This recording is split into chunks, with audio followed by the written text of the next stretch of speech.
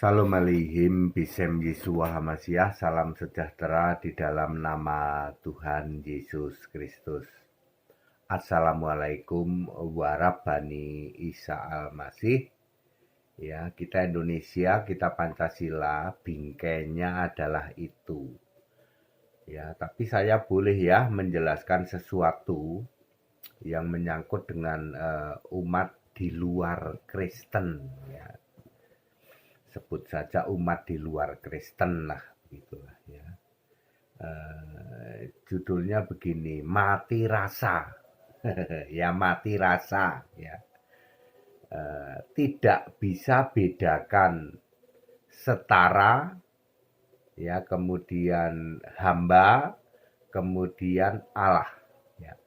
Yesus itu setara Allah, kemudian Yesus itu hamba, kemudian Yesus itu Allah. Nah, mati rasa ya, mati rasa non Kristen ya, gitu sajalah ya. Mati rasa non Kristen tidak tahu Yesus setara Allah, Yesus hamba, dan Yesus Allah ya. Bapak Ibu Saudara, semua sumber olok-olok atau mock ya dari non-Kristen kepada kekristenan adalah bersumber tentang Yesus diolok-olok waktu jadi hamba. Ini dia ya. Waktu Yesus jadi hamba ya. Bapak Ibu Saudara, pertama saya mau jelaskan Yesus itu adalah Allah ya. Dari kapan Pak? Oh, dari sebelum segala abad, sebelum kalian pada lahir, sebelum ada kehidupan di jagat raya ini, sebelum ada Adam, sebelum ada bumi bulat, Yesus sudah Allah. Allah itu namanya Yesus ya. Dari dulu ya, dari sebelum segala abad, sekarang sampai selama-lamanya Allah yang esa itu sudah punya nama Yesus. Di dalam Yudas 1 ayat 25, dari sejak sebelum segala abad, sekarang sampai selama-lamanya. Lalu nama diri Allah Yesus ini didiamkan berabad-abad di dalam Roma 16 ayat 25. Berabad-abad, time zone Allah itu bermiliar-miliar tahun time zone bumi. Lalu mulai diberitakan di perjanjian lama, jadi salah ya yang mengatakan perjanjian lama itu berita tentang Bapa, katanya salah ya. Perjanjian lama berita tentang Yesus ya. Dari kitab Kejadian sampai Maleaki. Kemudian barulah dibuka, barulah dinyatakan ketika Allah menjadi manusia namanya Yesus, baru di situ ketahuan. Ternyata Allah di surga memang sudah bernama Yesus. Ya, Wahyu Roma 16 ayat 27. Yesus Kristus satu-satunya Allah. Nah, kita harus memulai cerita itu ya dari Yesus Allah. Lalu Yesus Allah ini jadi manusia namanya Yesus. Nah, ini dia. Ketika jadi manusia namanya Yesus ada 3 periode yang tidak dipahami. Orang-orang Nasrani yang ngaku Kristen itu Katolik, Protestan nggak tahu ini, apalagi di luar Kristen. Ya, yang tahu siapa Pak? Yang tahu ya Pendeta HTD pasti tahu. Karena apa? Karena bisa baca Alkitab loh. Emang yang lain nggak bisa baca Alkitab? Mungkin aja nggak bisa ya. Mungkin aja ya. Yang jelas 2 Korintus 3 ayat 14. Pikiran tumpul. Ketika membaca Alkitab itu pikiran tumpul. Terutama perjanjian lama. Ya. Baik, 1. Yesus setara. Setara dengan Allah. Waktu bayi oek-oek, gitu. Kan 3 tahapan Yesus nih. Oek-oek sampai sebelum melayani umur 29, Yesus adalah setara Allah. Filipi 2 ayat 6. Ketika Yesus setara Allah, maka Yesus punya gelar anak Allah. Lukas 1 ayat 35. Kudus. Jadi Yesus itu kudus, bukan najis. Ya, Anda yang punya pikiran Yesus bayi itu najis, kan dilahirkan dari seorang manusia ya. Lahir lewat seorang perempuan, berarti najis itu. Lukas 1 ayat 35, Yesus disebut kudus, anak Allah ya. Terus dia setara Allah di dalam Filipi 2 ayat 6. Nah ini, Ibrani 1 ayat 6. Semua malaikat harus sujud pada Yesus. Astagfirullah. Kita nggak pernah denger ini, Pak. Ya makanya kalian yang non Kristen ya toh, sekarang jangan mati rasa. Ini orang non Kristen itu kan mati rasa. Dia nggak pernah tahu kayak gini bahwa Yesus itu setara Allah. Kenapa disebut setara Allah? Kalau Allah itu kan harus roh, sementara Yesus itu fisik manusia tetapi rohnya roh Allah, makanya disebut setara Allah.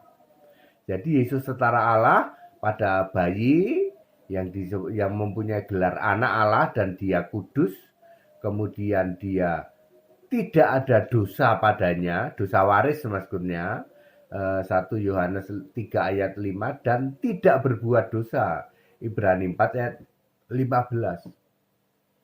Ya, tidak punya nafsu seks juga ya, karena dia lahir dari Allah, bukan lahir dari ada roh manusia yang punya nafsu seks karena ada perintah beranak cucu, Kejadian 1 ayat 28 ya.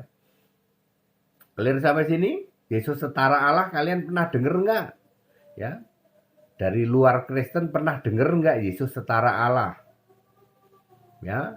Yaitu saya ulang, Yesus setara Allah, Filipi 2 ayat 6, kudus anak Allah, Lukas 1 ayat 35, tidak berbuat dosa, Ibrani 4 ayat 15, tidak ada dosa waris padanya, 1 Yohanes 3 ayat 5. Semua malaikat harus sujud pada Yesus. Itu ketika Yesus setara Allah.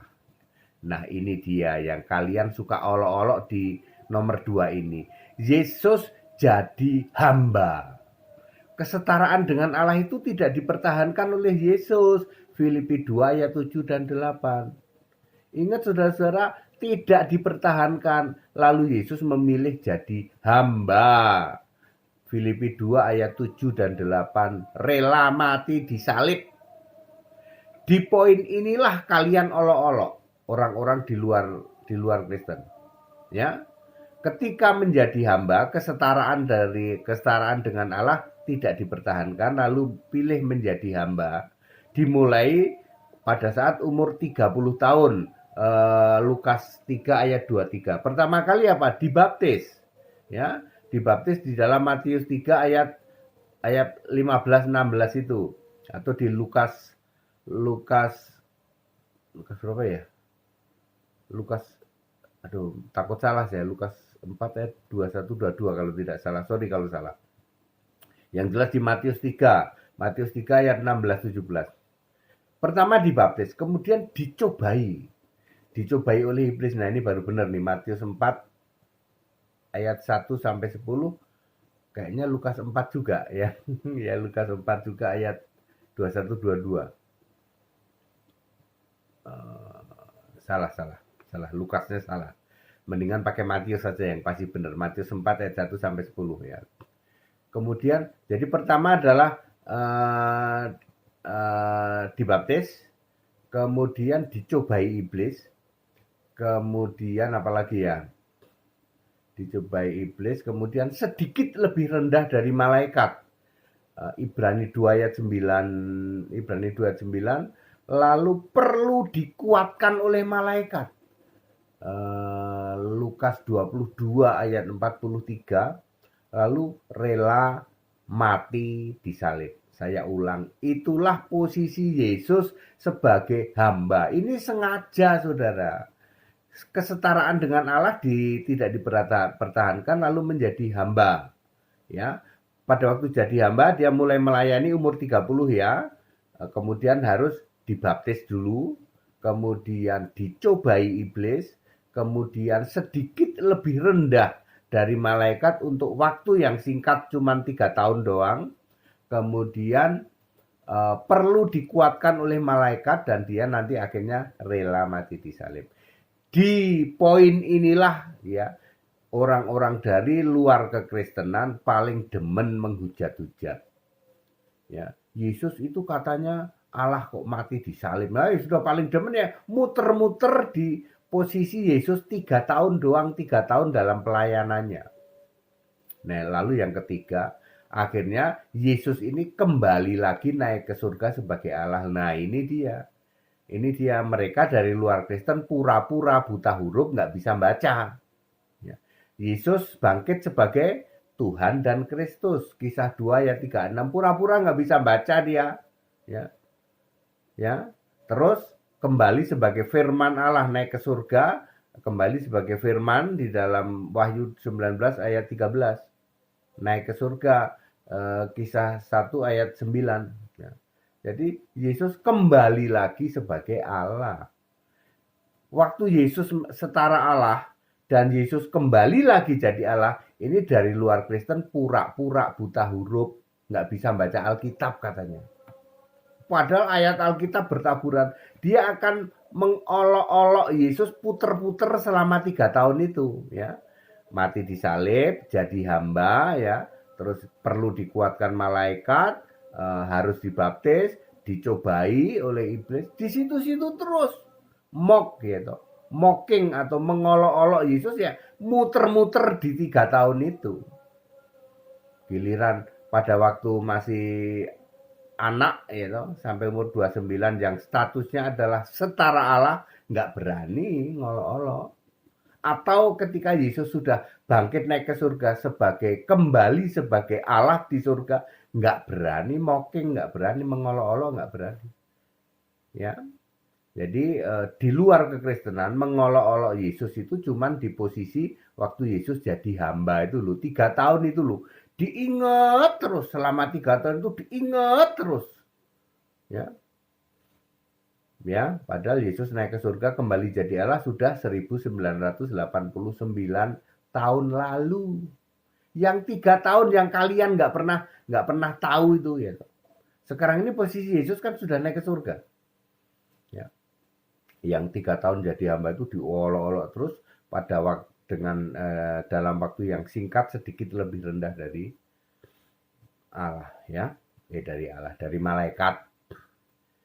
Ya. Dulu malaikat harus sujud, sekarang malaikat waktu itu menguatkan Yesus di dalam Lukas 22 ayat 43. Jadi clear ya. Di luar kekristenan biasanya mengolok-olok dalam posisi Yesus jadi hamba itu ya. Mati rasa ya, udah mati rasa, tidak tahu Yesus setara Allah, hamba, dan Allah. Nggak tahu itu. Sekarang Yesus setara Allah atau Allah? Allah. Yesus itu sekarang Tuhan Allah. Di surga Maha Kuasa itu Wahyu 1 ayat 8. Alfa Omega, Tuhan Allah, Maha Kuasa. Wahyu 4 ayat 2 duduk di tahta surga, kemudian disembah di surga, Wahyu 22 ayat 3 dan 4. Very clear? Ya Bapak Ibu Saudara, mocking atau mengolok-olok Yesus itu cuman beraninya ketika Yesus 3 tahun sebagai hamba. Ketika Yesus setara Allah nggak ada yang berani mengolok-olok. Apalagi ketika Yesus sudah kembali kepada Allah. Ya begitulah ya namanya juga mocking ya. Mocking, mengolok-olok ya seperti itu ya. Wah pendeta HTD very clear menjelaskannya, malu kita jadinya Pak HTD ya. Apalagi dibilang buta huruf ketika Yesus setara Allah sama Yesus Allah. Disuruh baca Alkitab, dikasih ayat Alkitab katanya maaf Pak HTD kami buta huruf nggak bisa baca. Giliran Yesus jadi hamba diolok-olok melulu. Dari dulu sepanjang abad gitu yang namanya mocking mengolok-olok Yesus itu muter-muter ya waktu Yesus posisi selama 3 tahun itu sebagai hamba. Masa Yesus katanya Tuhan mati di salib ya kayak begitu aja dari dulu gitu. Mulai dari Yakir naik turun itu, Yakirnya naik turun sampai hari ini mocking terhadap Yesus pasti muter-muter di situ aja. Yesus itu bukan Tuhan, bukan Allah katanya, Tuhan kok mati, muter-muter di situ terus. Ya, karena apa? Mati rasa. Sudah mati rasa. Pura-pura buta huruf. Kita Indonesia, kita Pancasila, penjelasan pendeta HTD ini very very clear. Makanya kagak ada yang berani nanya ke HTD. Nanya ke HTD, kek balik jebret gitu ya. Ya begitu ya. Segala hormat kemuliaan untuk Yesus Kristus, satu-satunya Allah yang benar. Kita Indonesia, kita Pancasila, toleransi harus, keberagaman wajib disyukuri. Malu kita, malah Pak ATD malu kita. Ketahuan ya toh, beraninya ngolok-olok atau mocking Yesus pada saat Yesus 3 tahun menjadi hamba.